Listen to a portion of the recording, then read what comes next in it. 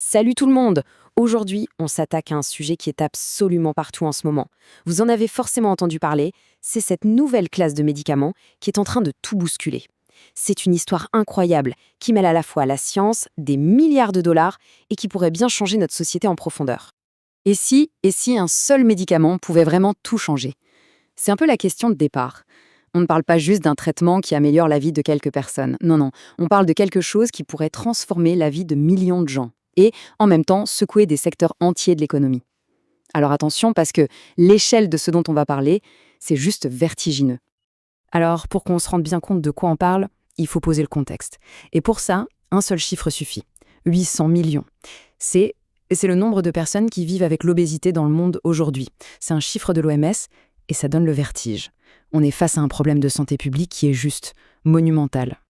Et forcément, quand on a un problème de cette taille, l'aspect économique n'est jamais très loin. Et là, le chiffre est tout aussi fou, 100 milliards de dollars. C'est ce que pourrait valoir le marché des traitements contre l'obésité d'ici 2030. Donc oui, les enjeux financiers sont colossaux. Bon alors, comment est-ce qu'on en est arrivé là? Comment un problème de santé a-t-il pu rencontrer une innovation au point de créer un tel phénomène de marché? C'est ce qu'on va voir tout de suite. Il faut bien comprendre que le problème, lui, n'est pas nouveau du tout. Ça fait des dizaines d'années que le taux d'obésité grimpe en flèche partout dans le monde. Mais pendant tout ce temps, on va être honnête, les solutions médicales n'étaient pas vraiment à la hauteur. Et c'est ça la grande nouveauté. Pour la première fois, on a quelque chose qui semble vraiment, vraiment efficace. Ok, maintenant qu'on a posé le décor, rentrons un peu dans le vif du sujet. La science. Comment ça marche concrètement ce traitement? On va essayer de l'expliquer le plus simplement possible pour comprendre ce qui se passe dans notre corps et pourquoi les résultats sont si impressionnants. Alors la clé de tout, elle tient en 4 lettres. GLP-1. C'est quoi? C'est tout simplement une hormone que notre corps fabrique naturellement, dans l'intestin, juste après avoir mangé. Et ce que font ces nouveaux médicaments, en gros, c'est qu'ils viennent imiter cette hormone. Ils en sont des copies, des analogues, mais en version surpuissante. Et ce qui est fascinant, c'est que cette hormone, et donc le médicament qui l'imite, a une double action. D'abord, son job initial, c'était de gérer la glycémie. C'est pour ça que ces traitements ont été développés à la base pour les personnes diabétiques. Mais les chercheurs se sont vite rendus compte d'un effet secondaire assez incroyable, ça coupe l'appétit, et pas qu'un peu. Le médicament ralentit la digestion et envoie un message très clair au cerveau, c'est bon, on a assez mangé. Et quand je dis que ça coupe l'appétit, le résultat est là. On parle d'une perte de poids moyenne de 15 à 20% de la masse corporelle avec les molécules les plus récentes. Pour se donner une idée, c'est du jamais vu. C'est une révolution complète par rapport à tout ce qu'on connaissait avant, que ce soit les régimes ou les anciens médicaments. Évidemment, un succès pareil, un marché aussi énorme, ça a tout de suite attiré l'attention.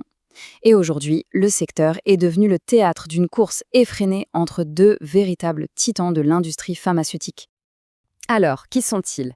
D'un côté, on a le pionnier, le laboratoire danois Novo Nordisk. Leur molécule, c'est le sémaglutide, et ses noms commerciaux sont devenus ultra célèbres, Ozempic et Wegovy. Et juste en face, on a le challenger américain Eli Lilly.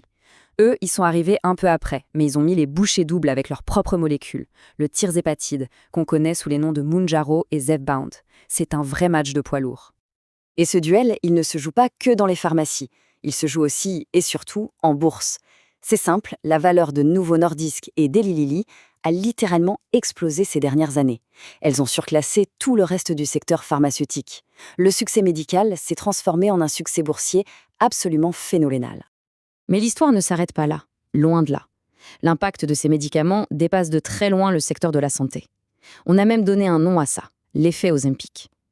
Et cet effet, il provoque des ondes de choc dans des industries qu'on n'aurait jamais imaginées. L'idée est assez simple à comprendre en fait. Si des millions de personnes se mettent à manger moins, et surtout à manger différemment, c'est toute l'industrie agroalimentaire qui doit s'adapter. Et forcément, dans ce grand chamboulement, il y a des gagnants et il y a des perdants. Une étude très intéressante de l'Université Cornell a mis des chiffres là-dessus.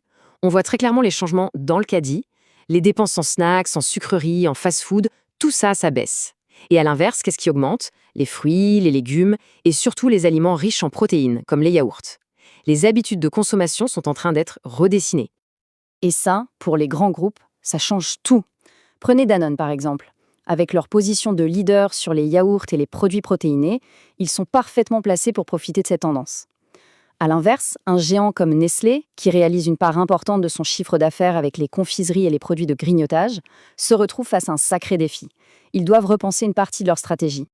Bon, jusqu'ici, on a brossé un tableau assez incroyable. Mais attention, cette révolution a aussi ses ombres d'ombre, ses petits caractères en bas du contrat.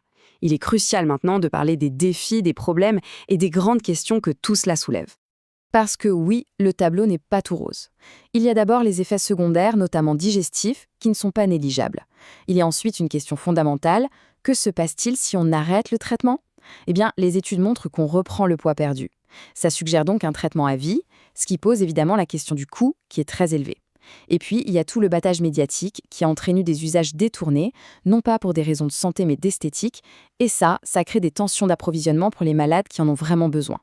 Sans parler du fait qu'on manque encore de données sur les effets à très long terme.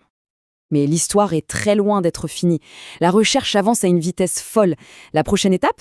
Des pilules, des comprimés qui remplaceraient les injections, ce qui serait bien plus simple.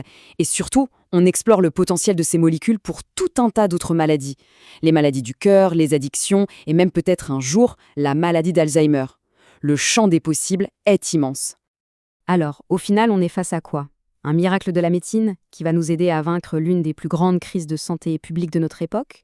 Ou la création d'une nouvelle forme de dépendance, à vie, à un traitement très cher?